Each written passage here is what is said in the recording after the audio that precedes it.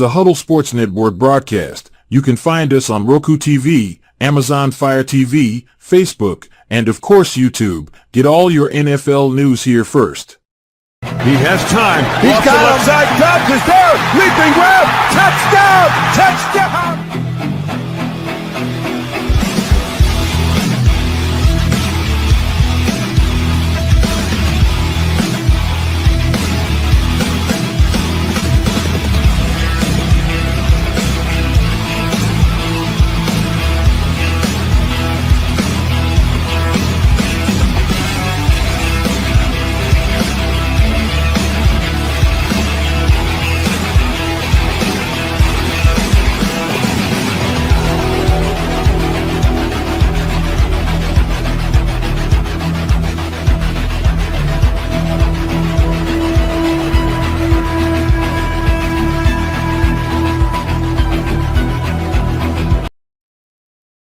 Perfection, expect nothing else. Do you like to make yourself a hot cup of coffee to start your day? We have both whole bean and grounded. Also great for all you iced coffee if not a hot kind of person. Even make yourself a frappe to quench your thirst.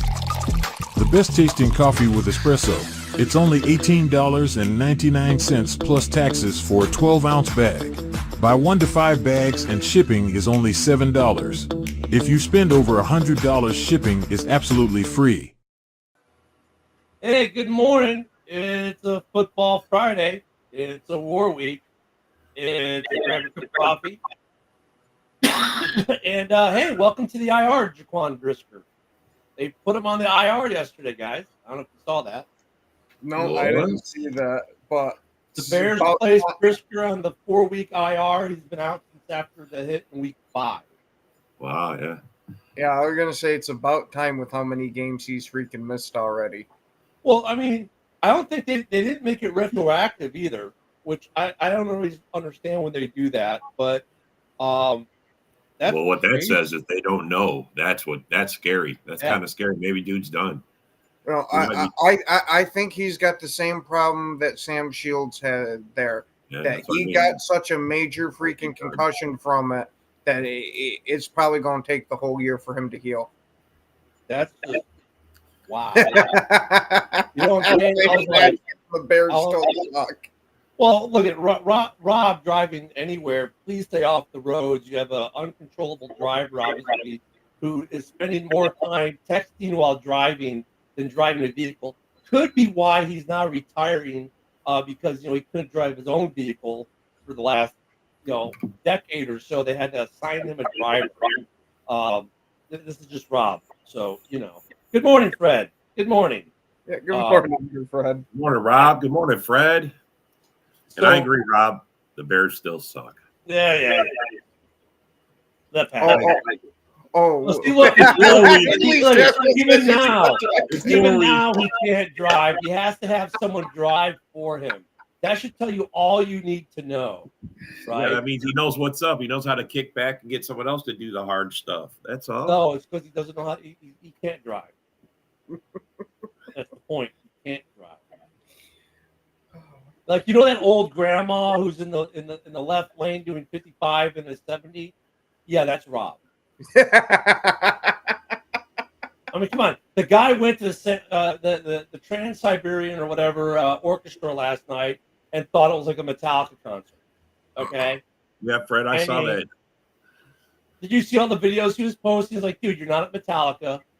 You're not at a real concert. You're at a concert that people go to in their 80s.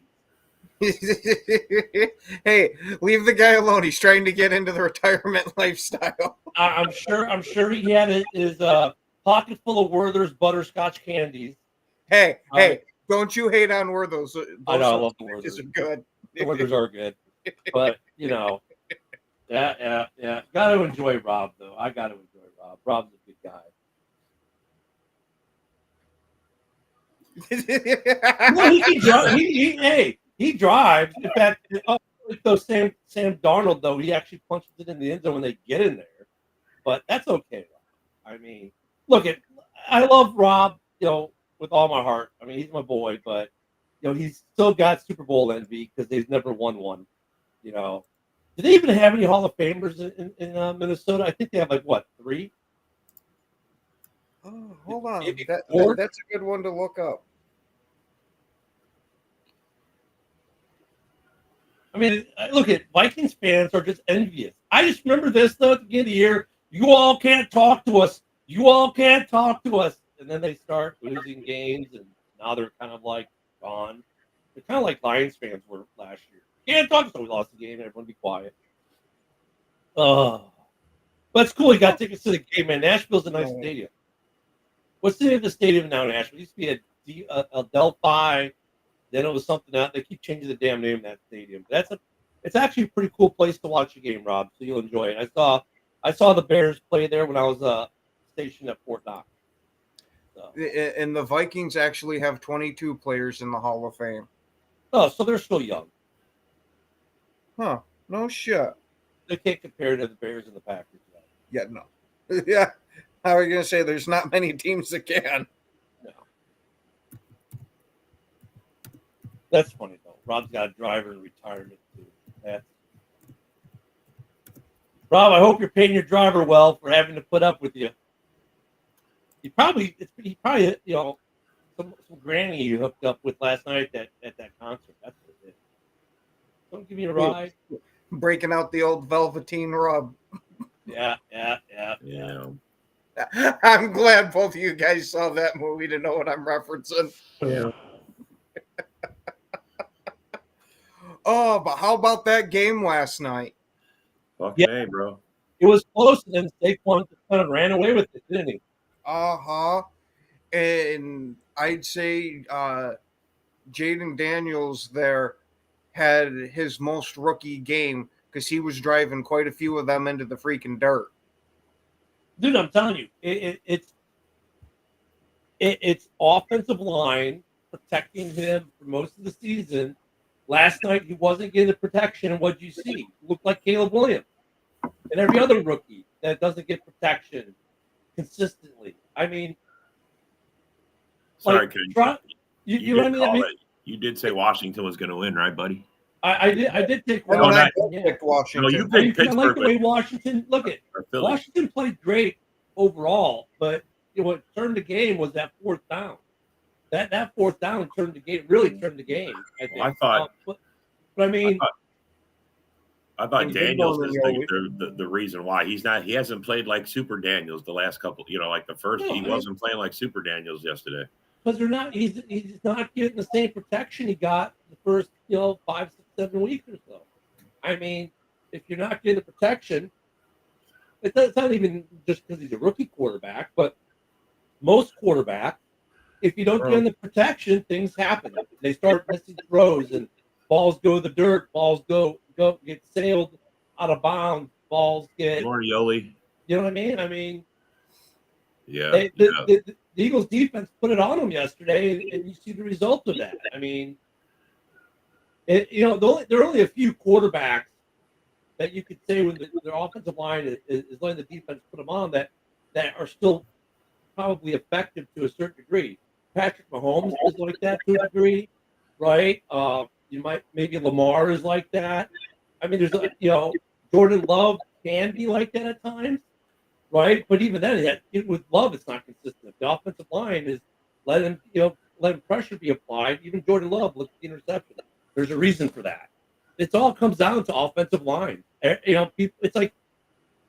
It's funny because you remember we all know the saying it's in the trenches, but then we all forget it's in the trenches. You ever notice that? Well, the key to the game is going to be the trenches, and then after the game, the quarterback didn't make throws because of the trenches. It's like, come on, man. It was a great game, and Saquon just ran away with it.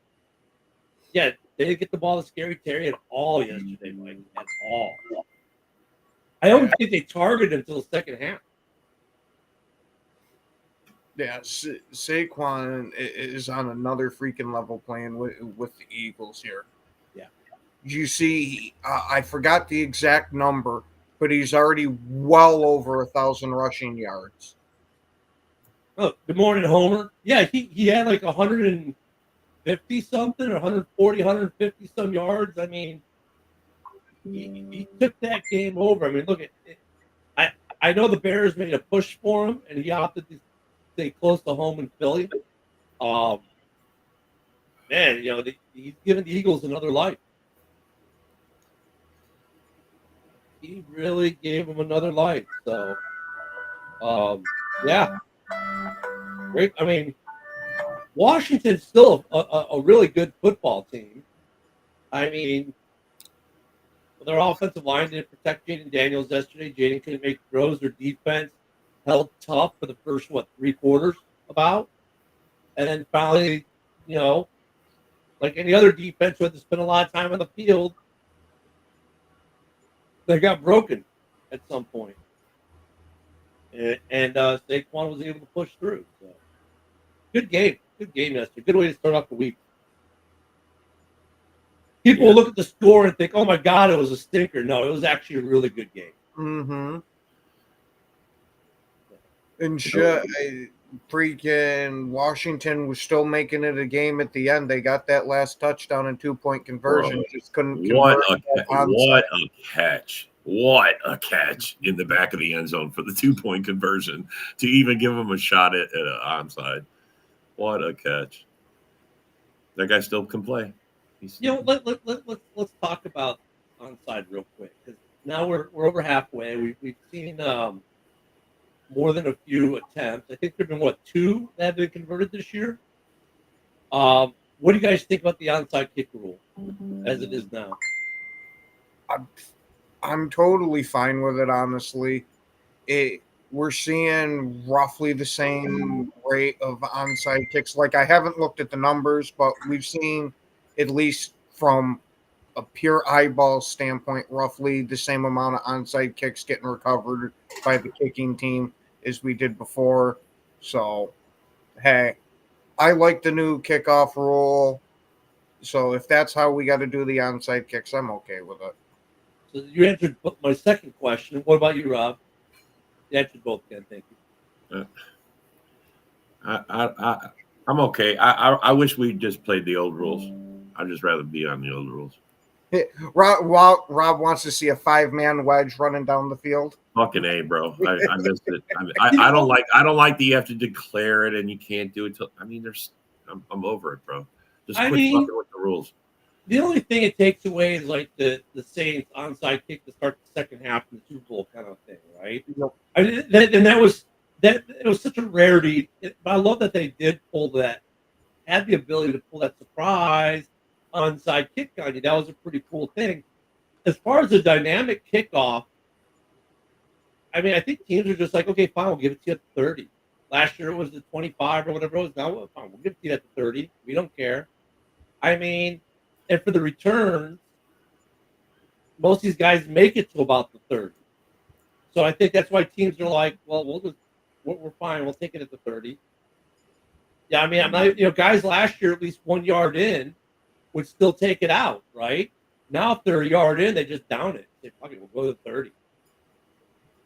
So I don't know if that dynamic kickoff is doing what the NFL wanted it to do. I think they still need to tweak it a little bit more to make it to where the kicking team is giving up more yards if they kick touchback. I want to see them try to incentivize getting these returns a little more, because maybe put it out to the 35 or something if it's a touchback. Get it to where these coaches are like, okay, man, maybe don't kick it out of the end zone this time. Bro, yeah, but the problem with that, though, is that these guys when they're returning the ball are lucky to get to the 30 anyway. Look, man, the way these guys can kick field goals, all the NFL needs to do is if they kick the ball, if you take a kickoff and you kick it into the end zone, say then, all right, you get it at the 50. They'll stop doing that, and they'll kick the ball in play so that there'll be a return every time. How about a full-blown gamble at this point?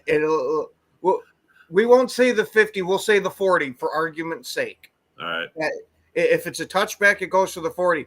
But if you kick it through the uprights on a kickoff, you get an extra point. I don't know about that. Well, I'm just saying. I'm just saying. You want to incentivize them? Put it to like the 50, because now they can probably kick a field goal. Most of these guys can almost kick a field goal from the 50 these days. And if not, they're within one play, and that'll incentivize them to kick the ball to the guy down there, and you just make it so they return it. I understand what they're trying to do, but I mean, and I've seen we've seen it now a couple times, not that often. But like last week in the Bears game, we had it where they didn't make the landing zone, so they got the ball at the 40. But I don't know if they're really getting anything out of this dynamic kickoff. I mean, they're having a decent amount of returns where guys are dropping the ball into the 5 or 10. But even then, they get return guys. I mean, if they're getting lucky, they're getting to the 35 or the 37 or somewhere around there. But for the most part, the returns have been to about the 30. The touchbacks go to the 30. I think teams are just fine with putting it through the end zone and giving it to them 30 for the most part. I guess I misunderstood what they meant when they said dynamic kickoff. I thought maybe they made it this way so that teams would try to like kick it into that zone and try to like pin the team. I thought that's what the whole point to it was. If you get it in this zone, the goal is to make that, pin them in there or make them return it. Well, JB actually brings up a good point. Let me get to where I can actually read this off. Yeah, there have been. So the deal is if it falls into the zone and then goes to the end zone, you get it at the 20, and that's happened a couple times this year too, where the ball's dropped at the 1 or 2 and then rolled through the end zone. Right. The touchback comes at the 20. That has happened as well, though. That has happened a few times, but it's interesting. Jeez, the second joke gets on Timo Joe Rogan's here.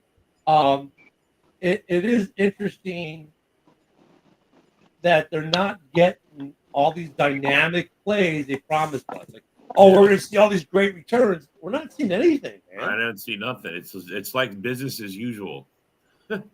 Well, they're just accepting where they put the ball. That's why I say put it. All right, fine. Take it to the 50 if you're going to kick it out of the end zone. Give it to them at the 50. But if you kick it in the landing zone so the guy can return it, well, then we got to return. Otherwise, let them take it to the 50. They'll stop doing that. I guarantee you. It's not incentivized enough. Well, there have been plenty of actual returns, JB, but they all end up at about 30. That's what I mean. We're not seeing. Well, as long as they're returning it, I'm down for that. That just means they haven't figured out how to get it. I mean, that's on the return guy. That's on the special teams. That's good special teams, if you ask me. Yep. I mean, but you want to see that return. That's the point. Is all this taking it at the 30 or not even? I mean, you're totally like, what's the point? It's so boring. Yeah, that's my whole point of trying to penalize, not actually penalize, but to incentivize, that's the better word, teams not to be kicking it into the end zone. I want to see more of these freaking returns, not just how it's been of, we're just going to kick the freaking touchback and take that. Yeah. This is supposed to be dynamic. It's not dynamic if everybody's just booting it out the back of the end zone. That's right. There's nothing dynamic about it. Joe's already frozen. Take long. Joe Rogan's froze. Good morning, Dwayne. Anyway. Good morning. So, yeah, it's just that we're at that point. I guess we're about to have, just over the midway point. So it's just interesting to maybe take a little look and see how we like the hip drop. We haven't really noticed anything. I mean, yeah, guys are getting fined, but I don't think it's changed the way people are playing. The hip drop rule. No. What I at least like about the hip drop rule is they're not calling the freaking penalty during the game and all that and slowing the game down with it. Them addressing it with fines after the game's done, I actually think was a bit of a smart decision on the NFL. That, hey, you want to take it out, but don't hurt the product on the field. Yeah, I don't even know how many. I haven't seen the numbers on how many guys have been fined, but there's usually 1 or 2 a week, maybe, but it hasn't been huge either.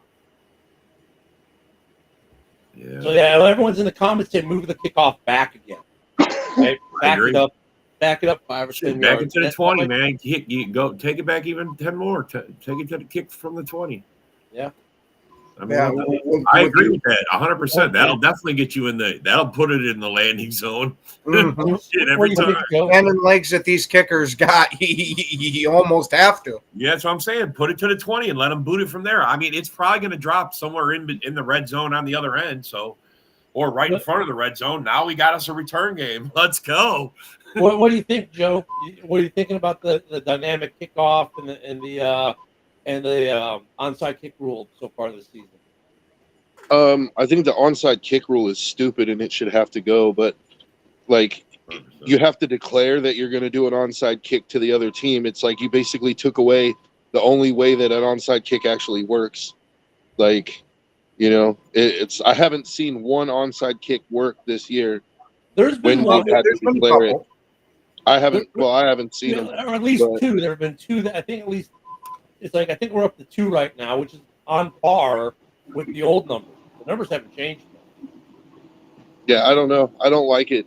And then the kickoff rule, like, I don't know. It's still, I'm still getting used to it. It's kind of confusing at times, you know, like you kick it in the end zone, you get it at the 30, but then like they had a dude kick it out of bounds and he got it at the 40, and then, which is like the old rule, but then like, I don't know. I mean, I like the old way, man. I say line it up at the 25 or the 30-yard line and like let them get 50 yards downfield, get ahead of steam, and just go wall breaking, dude. Fuck yeah, bro. We got another man asking for the wedge. Oh, and JB said posted there have been 8 fines for the hip drop so far this season. Oh, that's not too bad then. So and it hasn't affected Getting hit with it left and right. So I mean, here we are about halfway through. Not really too much to complain about on the rules. You know, refs are still going to ref. Fans are still going to fan. Calls are still. You know, people are this season. Oh my God, the face mask. He touched the face mask with his hand, brushed it. Oh my God, give me 15 yards. Come on, man. I mean, some of the misses have been legit, right? But like something like the guy brushes his hand, brushes it, right? Like, oh, that should be 15 yards. Like, no, it shouldn't. You know, I mean, I can't really complain too terribly much about the officiating this season. You know, because look for a play that I feel where the ref should have made a call for me, they probably missed one that benefited me. You know what I mean? Mm-hmm. I mean, refs are just part of the game, and they're human, and they're going to make mistakes, or they're not going to see it.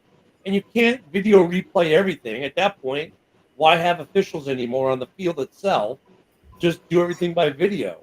You know, have a guy an eye in the sky, and AI call it. I mean, Hey, you might be onto something here. No, hey, I bet the to Chiefs be would fair, start I brought losing this games. up a few shows ago. I bet the Yeah. Chiefs would start losing games. I think a lot of teams would be losing games. We Oh, all no, would. they wouldn't, because they just write it into the code to ignore the Chiefs on it. Yeah, there you go. Someone would hack it. I mean, Oh no, they won't need to hack it. Roger Goodell is going to make it mandatory for whoever creates that I AI. just don't if they don't want to have a conspiracy, then stop showing the goddamn things on the TV. Clearly, last night, dude had him by the fucking hole of the helmet and twisted his head around. That should have been a fucking penalty. But that's what gets some views and ratings and clicks the next day. You know, oh my god. I mean, I get it. You know, and real quick to Mike, the hip drop, they don't call the hip drop during the game because there's like 4 elements to the hip drop. And the reason they don't call it during the game is because there's so many elements to it. It's too complicated of a call, I guess, is what the word is. That they just fine them after the fact. There's only been 8 fines. So the hip drop obviously wasn't as much of a thing as they thought. But Leave it to the NFL to come up with some conspiracy fucking call that they could like just get you later in the fucking after the well, fact. I mean, but there was a reason for it, right? And then some guys get hurt because of a hip drop. And look, I mean, the fact that at one, it was classic overreach. Like, oh my God, one guy gets hurt, quick, make a rule. But they did it in a way that doesn't affect gameplay. and they'll find the guys for it. And I don't know if it's actually, reduced the amount of that tackle or not, but it hasn't necessarily affected gameplay as far as what we see with naked eye on the field on a Sunday. It affects the pocketbook on a Thursday. Yeah, hey, I'm all for the way that they're handling it by just using the fines with it. That, hey, if it's actually going to end up making it to where players get injured less, cool, and you're not disrupting the game for it. The one thing I think they should change, though, is offsetting penalties. Offset. Because, think about it. Let's say Ken gets a personal foul for slamming Joe, right? But Rob gets a illegal hand, right, down the field. That's a 5-yard penalty. Yours is a 15. Offsetting. No, they're not. One's a major infraction. One's a minor one. One's an automatic first down at 15 yards. One's a 5-yard penalty that may not result in the first down. They're not offsetting. I think they're looking at it as the competitive advantage you got from that penalty happening on your side. But Kind of they're not offsetting, though, because look at the one penalty is a 15-yarder that results in a first down. Yeah, the other penalty is a 5-yard penalty. The actual results are different, but Yeah. I think more of the possibility of the different results is what they're saying offsets. That you have a little bit more of an advantage because of this penalty, and this team has a little bit more of an advantage because of this penalty. All right, we're going to offset it and replay it. Not that, yours was a 5 and yours was a 15. So since this one was a 15, we're going to go with this. Or we'll make it a 10-yard penalty. I don't want to see that. A 65-yard pass interference penalty is offset by an illegal man downfield because the play took so long, which is a 5-yard penalty. Really?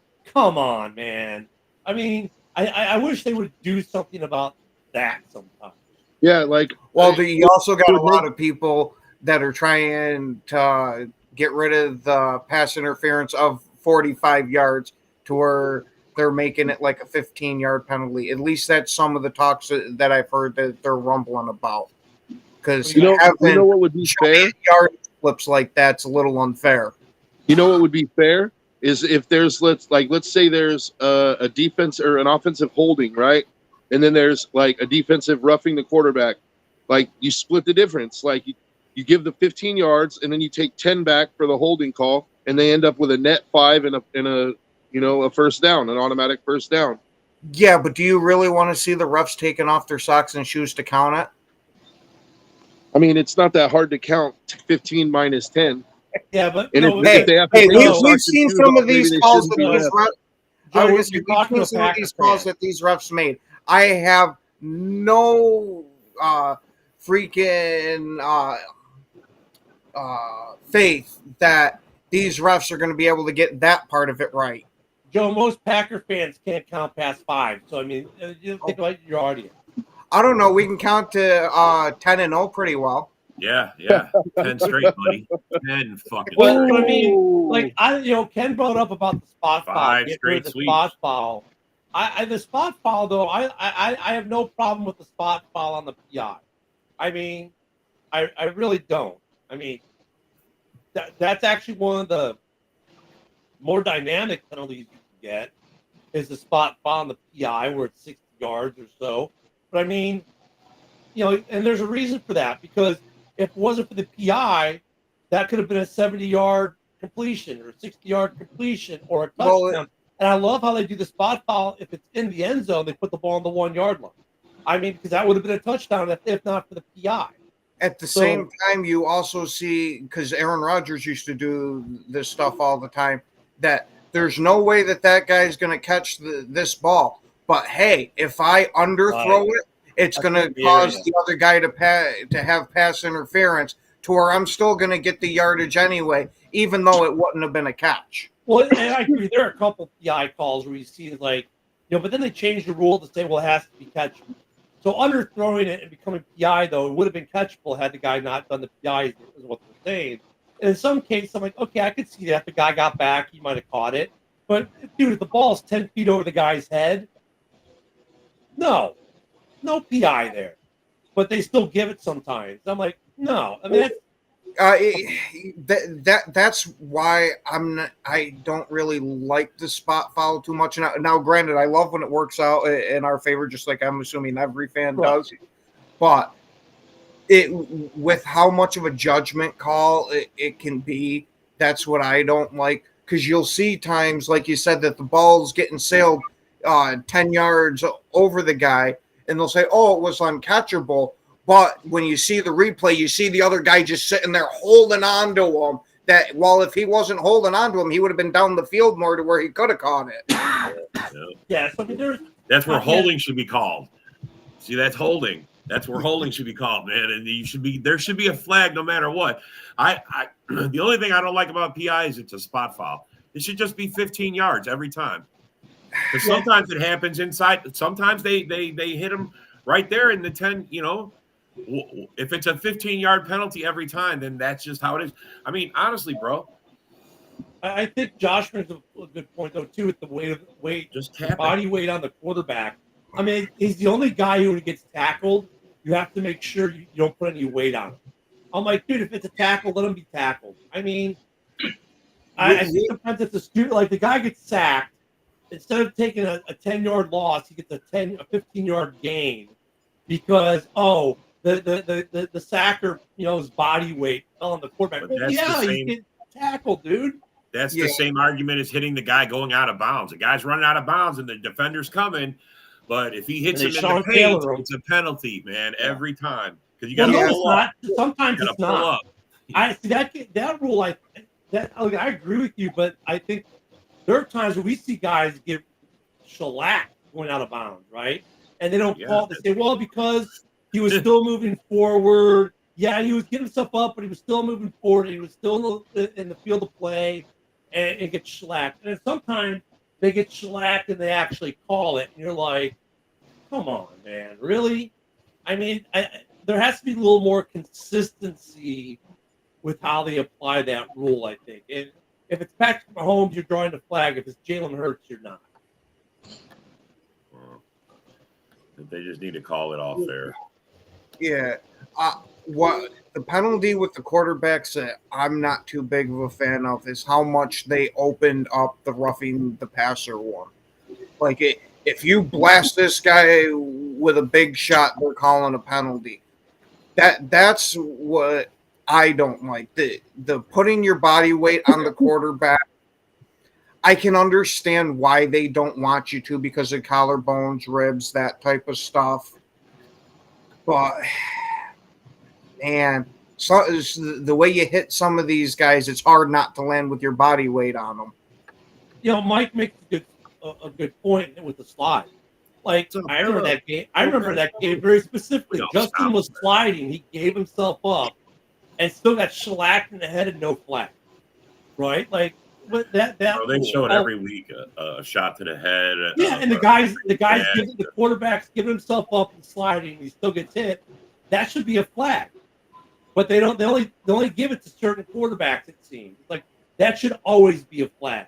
If that guy's giving himself up, and if you're taking 2 steps and hitting him, that's a flag. It's just that should be that's the rule, and they don't call it now. Look, I know these officials get dinged for it on their official scorecards because these officials do get graded every game, and they're taking the dings, and these are the guys that we're not going to see calling games in the playoffs.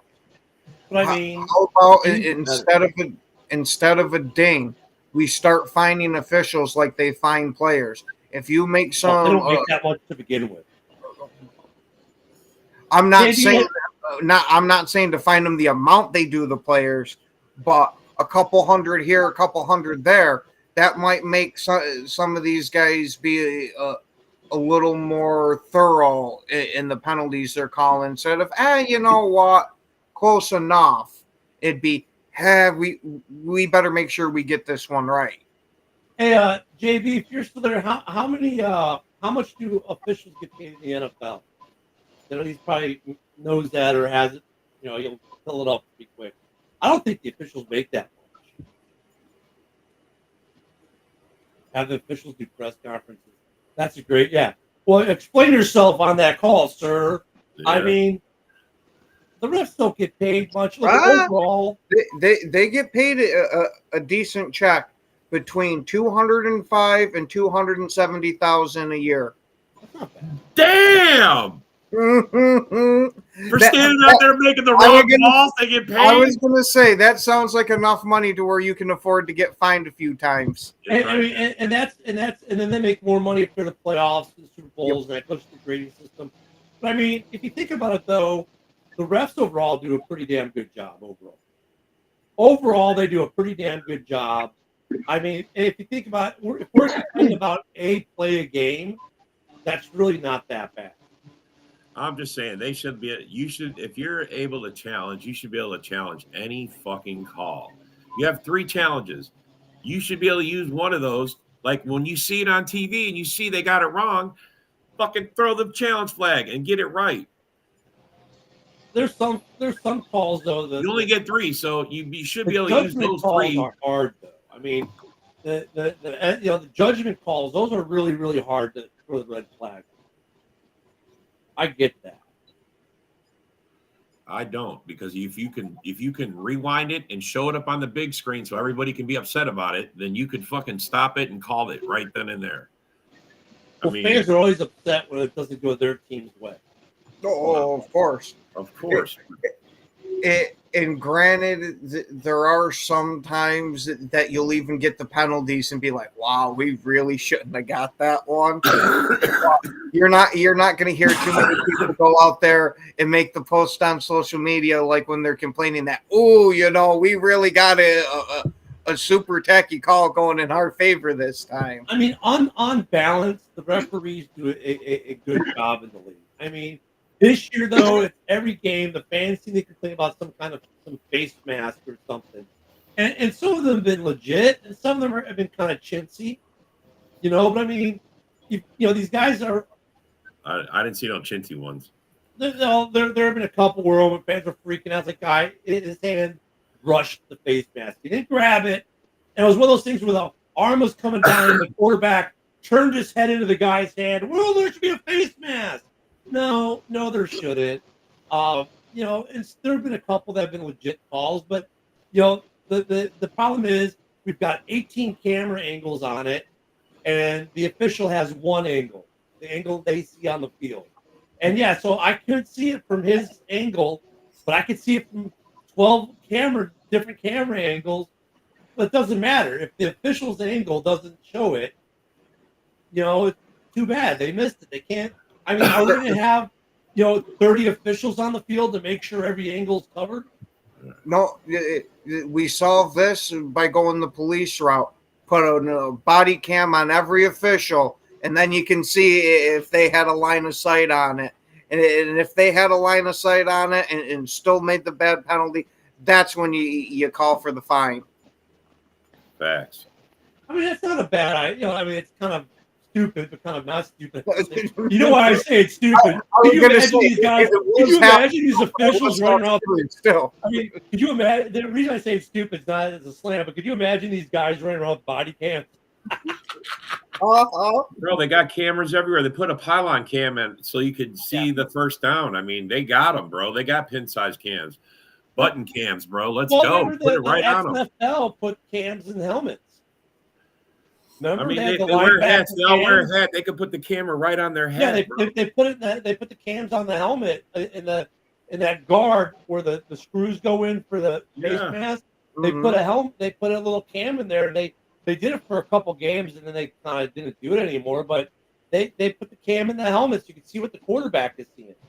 I mean, what camera angle I loved that was real surprising to me that they got away from it, because it seemed like a lot of other fans liked it too, was the old Madden style cam where you'd be right over that quarterback's shoulder so you could see the field almost as he was seeing that. They still do it. I mean, coaches it's very few and far between now. Yeah, they still use that. That's how I'd love to see the game presented too.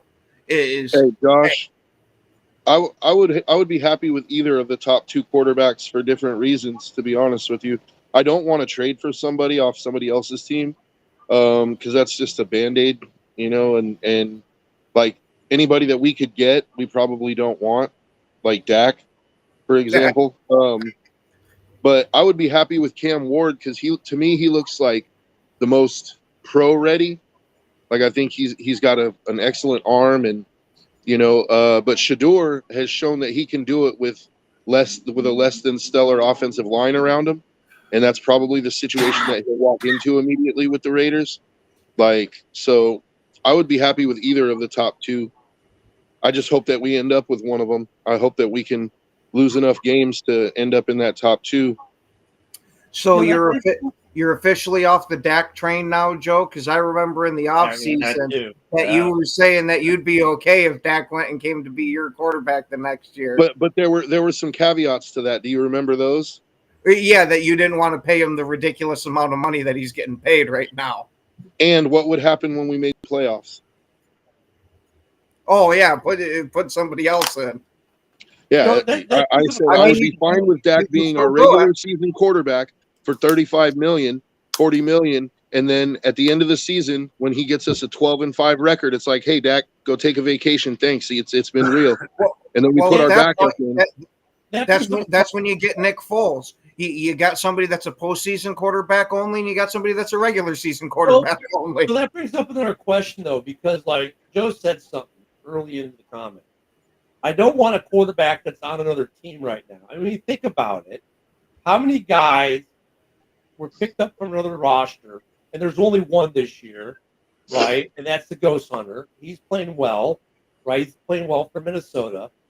Geno Smith played well for a season at least in Seattle, and now he's back to being kind of middle of the road.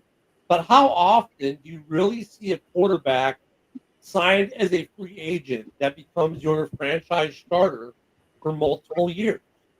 Yeah, it's generally only if you get one of the rare instances of one of the mega quarterbacks not renewing their contract and going out team hunting. Well, when was the last time that happened? It is a very low return. The only one recently that I can think of that did it that wasn't a mega quarterback is down in Tampa Bay with Baker. Well, yeah, Baker's go back 12 years. His own situation, though. Peyton Manning went to the Broncos, and he still like balled out for him for a little bit. That's what I would refer to as a mega quarterback. But even in those two situations, though, there was situationality about it, right? So look at Baker. Baker gets hosed out of Cleveland and then struggles probably more mentally than physically, right, after that. And it took him a year or two to get over that hump and get himself back to being, Baker in Tampa. So there's a little situational stuff there. With Peyton, remember, he missed the whole season because of that neck injury. They didn't know if he was going to play. So they went out and got Andrew Luck, right? And then that made him a free agent. But other than that, I mean, you get guys at the end of their career, right? Like they played 15 years somewhere and then they go play somewhere for a year or two. Have any of those guys worked out anywhere? I mean, look at even you can include Aaron Rodgers in this. He didn't go as a free agent, but he made it so he got traded, right? When these guys who are long in the tooth, 10, 15, 12 years in, and then go to a new team, they never do well at that new team. The only guy who even took his team anywhere was Brett Favre when he took the Vikings into the playoffs, and the Vikings did Viking things and choked. So, I mean, with Joe's sentiment there, I don't want a quarterback on our team that's on a team right now that's actually not a bad take if you think about it. Because the reason I say this is because there are guys, but we would love to have this guy. Why? Historically, it never works. Historically, it never works if you get a guy who's on another roster for 3 to 5 years and you pick them up. There's like, the only two that we can say they have any kind of success like that are Peyton Manning and Baker Mayfield. And with both of those, Matthew Stafford was a trade. Stafford was a trade, though. Yeah. And he wasn't at the end of his career, obviously. Tom Brady. We all forgot the giant bat signal in the sky with this one. Yeah, it's Brady.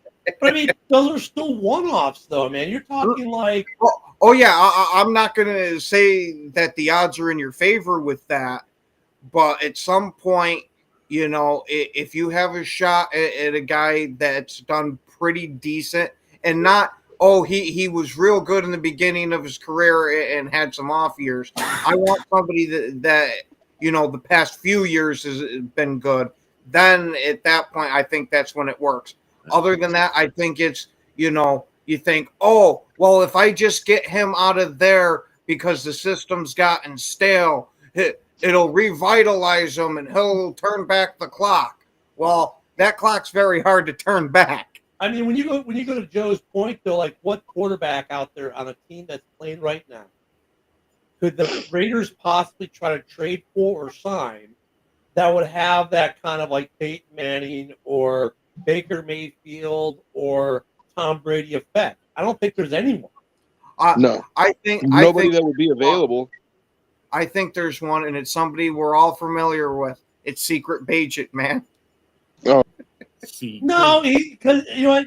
Look, as much as I like Bagent and I love Bagent as a backup, I mean, how many backups have been? Okay, Garoppolo is one. He was somewhat successful for a bit, but look at. I remember. What was the kid's name out of Green Bay? He played a couple games for Aaron Rodgers, and then he gets signed to a big contract in the offseason. Yeah, Flynn, and he gets signed to a big contract and did nothing. I mean, well, you also got the inverse. Look at Mark Brunell when he went to the Jaguars from Green Bay. He had a pretty damn good career after. I mean, most of these backups, though, they never really translate into long-term starters. And see, look, the Raiders in particular, like the Raiders have not drafted a quarterback in the first round since Jamarcus Russell because they got the hot stove effect, dude. Like they've been afraid to put their hand on close to that fire again, And so we've done exactly what we're talking about. We've went out and traded for quarterbacks. We've signed free agent quarterbacks, and all of them have been scab players that have never really done anything for us. The only one that I would argue that actually that we took off the trash heap from somebody else that was actually doing something for us was Jason Campbell. And then he got hurt. But Jason Campbell had us at 4-2, and we were looking good, dude. And then he broke his collarbone, and he was out for the rest of the season. Hostetler, but you have to go back. You have to go back to Hostetler. Okay, well, yeah, but I was trying to keep it within the last 20 years. But you're right, Hostetler was all right too. But after Hostetler was Jeff George, and it was it was like Rich Gannon. There's a perfect example. We took him off the trash heap. He did something. But after Gannon, it was Kerry Collins and Andrew Walter and Jamarcus Russell. And, then we had Jason Campbell, and he did, almost did something. My point is that I just want to take the chance again. Like, I'm tired of going in with scab quarterbacks. I'm tired of taking somebody off somebody's trash heap and hoping we can turn them around. Like, I want to take a chance on a rookie. And if we fucking fail, we fail. Like, okay. Try again, And JB goes, well, yeah, well, what about Fitzmagic, Chad Henne, Gardner Minshew? What about them? Yeah, Fitzmagic would have a couple good games that everyone rave about. Minshew did okay last year coming in for Indy. How's he doing this year?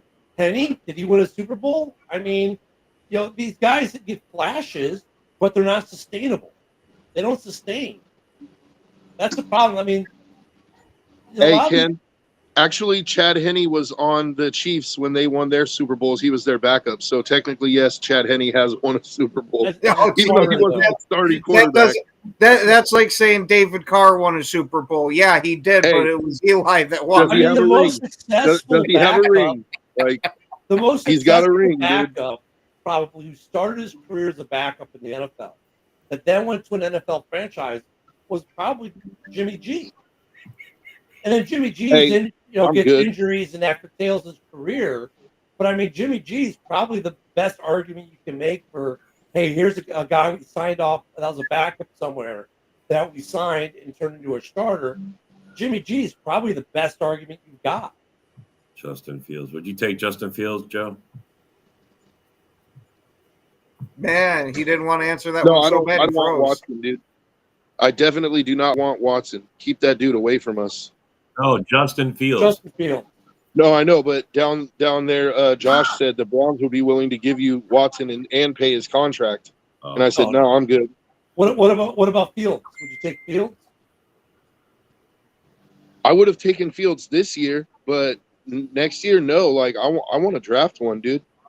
I don't want somebody's cast-offs. Like I think that both Shador and Cam Ward have the potential to be better than Fields.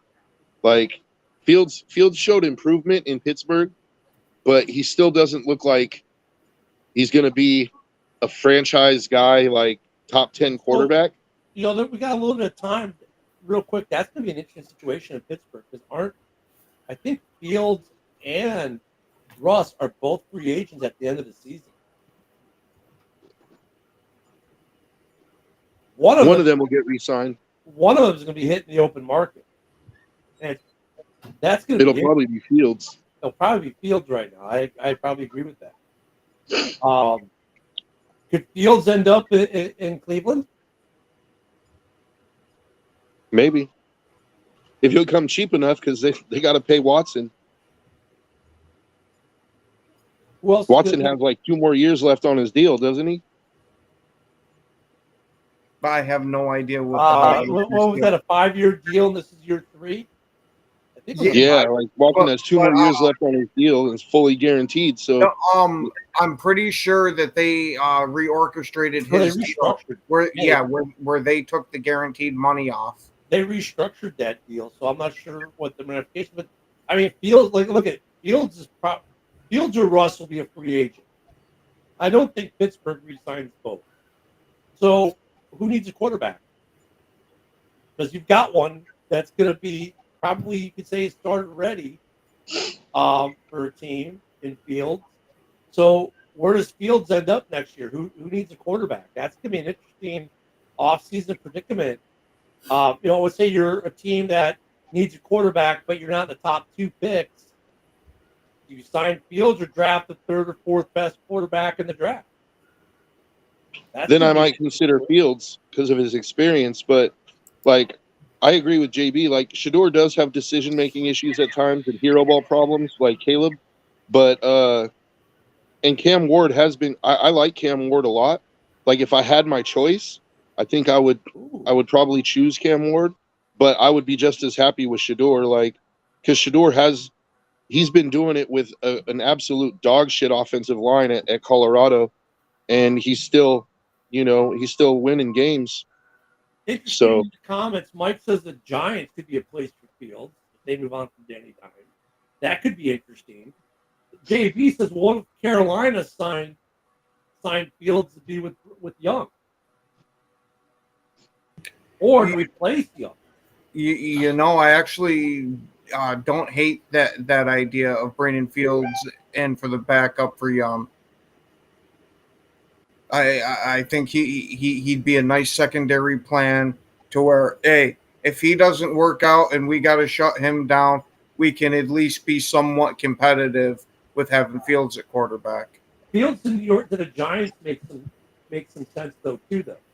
No, I do not see New York doing anything besides drafting one of the top quarterbacks. But if they don't have the ability, again, like this last year, we know they tried to move up and get a quarterback. If they don't have the ability to move up and get one of those top 2 quarterbacks, and there's no one else that like really, where it's worth the pick, I could see them doing it. Let's say they're picking at 7. As long as they're not stupid and win another game, right now they got the number 2 pick. Yeah, that's 12. They're stupid. So. Yeah, O-line play with a rookie, man. I'm telling you, that's the thing about drafting rookie quarterbacks, man. You got to make sure you have the O-line for it. We're seeing that in Chicago right now. We saw it last night with Washington's play. O-line rookie quarterbacks. People like we want to build these teams and we don't, and they're forgetting what the hell was that? And they're forgetting the O-line. I didn't even read that. I didn't put that up anyway. Excellent troll. Yeah, it was in reference to Caleb Williams saying you're not going to punt much here No. in the punter Yeah, having more yards. that's ancient news by this point. But I mean, you know, if the Raiders want one of these top two quarterbacks, let's hope they learn from the Bears' mistake and make sure that O-line is healthy and can reasonably. Well, yeah, we have a couple of spots on the O-line that we need to replace. The center, Andre James, is terrible, but we drafted Jackson Powers Johnson last year, and we've been playing him at guard, but I believe they're going to move him to center. So we'll need a guard, and I wouldn't mind getting a right tackle so that DJ Glaze I hear can be Nate our Davis is swing free. tackle. I hear Nate Davis is available. No, I'm good. The Raiders have $100 million in cap space next year. I think if they're looking for a tackle or a guard, they can make it happen, and then they can draft the other one in the second round.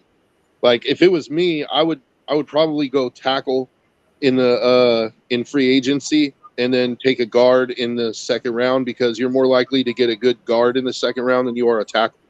So, Yeah, offensive line, man, that's been our Achilles this year, for sure. And It's been your Achilles for like 10 years. well, no, they've had some. No, the problem they've had is like they were good on the run last year, so that was good. They're shitty on the pass. They've had, I think, really, the last time we had probably a really good O-line was probably in the Olin Kreutz era. You know, well, maybe the long era. We had some, but during the long era was okay. We've had some decent O-lines, but the problem is we'd have a decent O-line, but then we'd have no receivers. Or we have a decent O-line and we didn't have a guy who could deliver the ball.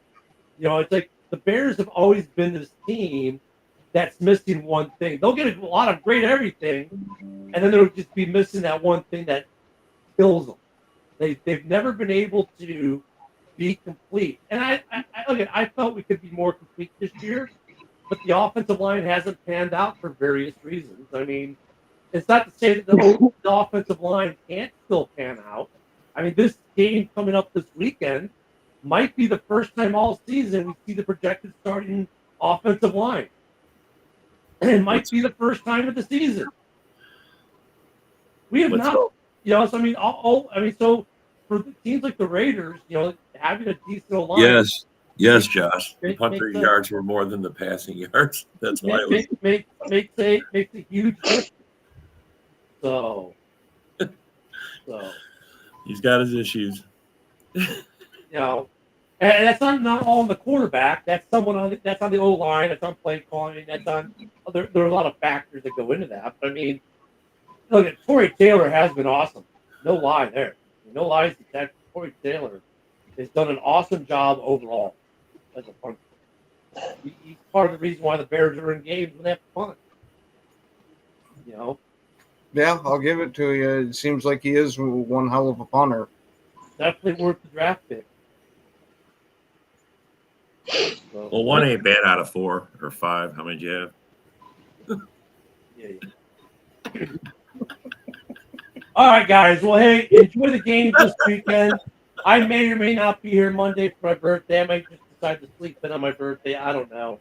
But enjoy the game. Don't forget. He won't be here. It's going to be not a Victory Monday. Yeah, like that's ever stopped me before, Rob. Sorry.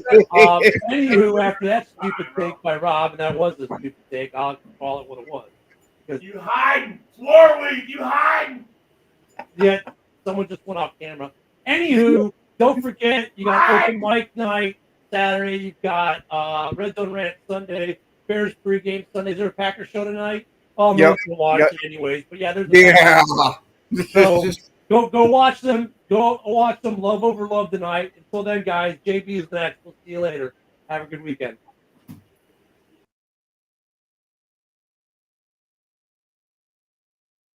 This is a Huddle Sports Network broadcast. You can find us on Roku TV, Amazon Fire TV, Facebook, and of course YouTube. Get all your NFL news here first. He has time. He's got left side. Dobbs is there. Leaping grab. Touchdown.